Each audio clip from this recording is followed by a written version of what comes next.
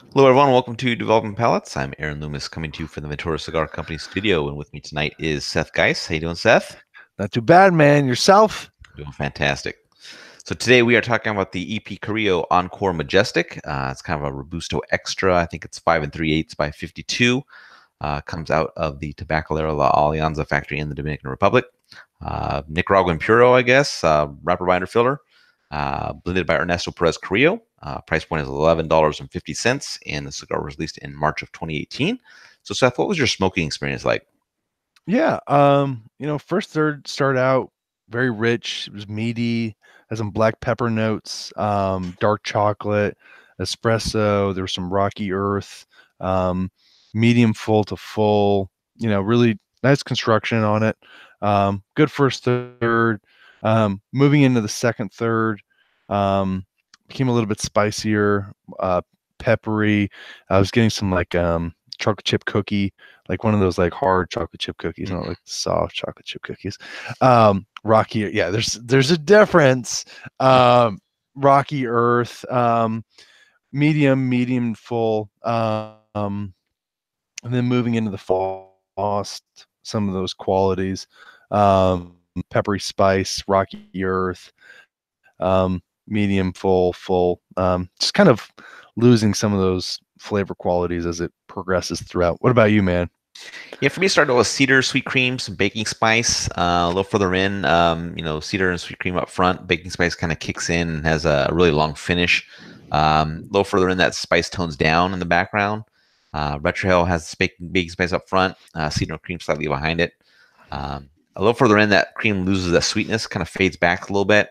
And then as this third's wrapping up, cream picks back up, becomes even with the cedar and the baking spice in the background. Strength's kind of slightly below medium. Second, third, a little bit of sweetness returns to the cream, becomes even with the cedar and the baking spice. A little further in, cream and cedar up front, baking spice still slightly behind. Retrohale is really a mirror image of that same profile. Further in, that baking spice is really light in the background, and as the second third is wrapping up, cedar transitions to slightly charred wood, kind of even with the cream and the baking spice still faint in the background. Strength still slightly below medium.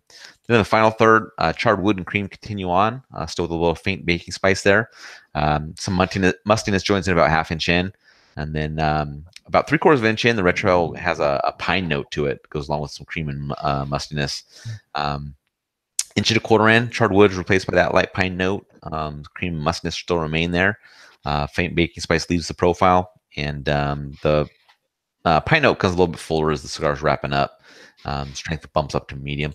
Regards to construction, burn line's a little bit wavy. Never needed any attention. Ash held on through each third, and in regards to the draw, I thought it was perfect. So no issues with that at all. So, what were your overall thoughts on this cigar, Seth? Yeah, I mean it's oh, here you go. Let's just be honest. Let's not go down that.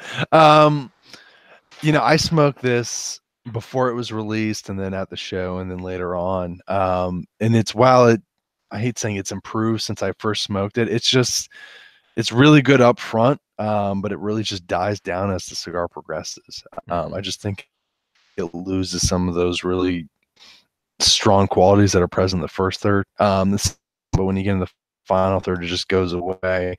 It's a well constructed cigar overall, but it's just the flavor profiles, which just hurts the blend overall, man. How about you? Yeah, I mean, I dug the profile. Cedar, sweet cream, baking spice. Later transitions to charred wood and kind of a pine note. That cream loses its sweetness as it went along, but kind of gained a little bit back. Construction is great. Allowed me to just kind of focus on flavor the whole time. Strength never really built up past medium. I thought it was a really nice cigar from Ernesto Perez Carrillo. I put actually in my notes that I just want to make sure I have the timing of when I actually smoked. So I smoked this cigar on November 29th. I put in my notes that I could see this cigar doing very well for the company. I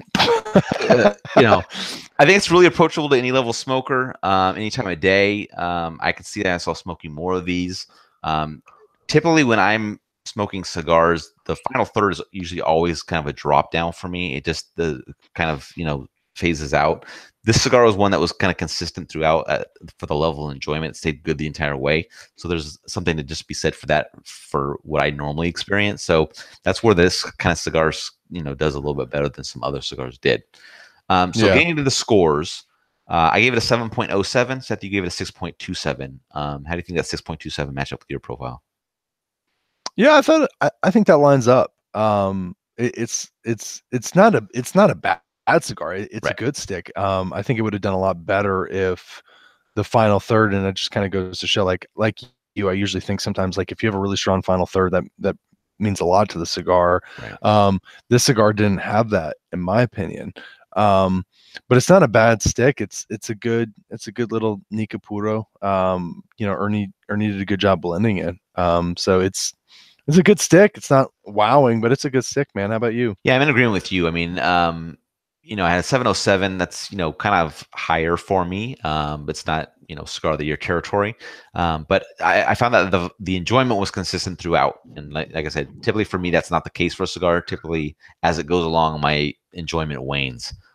So it's, that's where this gets a little bit of a bump. Like, it kept my attention. I felt like I was getting something new. The flavor profile was changing. It wasn't like it was a consistent flavor profile it was just still stimulating my palate, but it had some change ups, and it was, keeping my attention. For me, I had great construction on the sample, so that just only helps it. So yeah, I thought it was a pretty good cigar. I'd have no problem smoking more of them. Price point's a little high, like 11.50 for a Robusto. So I guess, but I'm not sure you'll be able to find it for that price now. But we'll have to see what you run across. Any other thoughts on this cigar? Yeah, no, I mean, I agree with you. I mean, it's a higher price for the stick. I know that the wrappers, they're keeping that hush hush on what the wrapper is. So that could be a Right. part of it. But I mean, it's a good blend. It's not my favorite thing out of EP Carrillo, but it's a solid new offering from the company. Yeah. Yeah. What about you, man?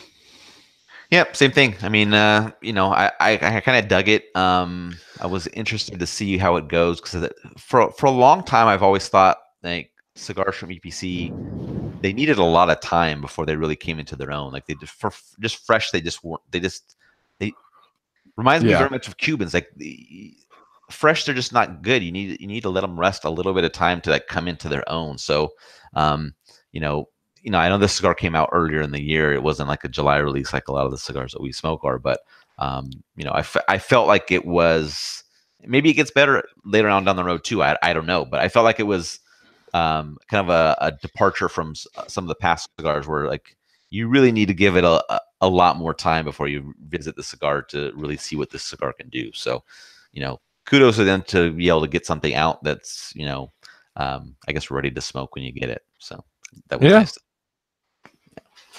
All right. If you're just catching this video on YouTube, be sure to subscribe to us. We'll also check out the full written review on the website, developingpalates.com. Follow us on all the social media channels, and you can catch all of our review recaps on podcasts, iTunes, Google Play, and Podbean. Thank you for tuning in. We'll catch you on the next one.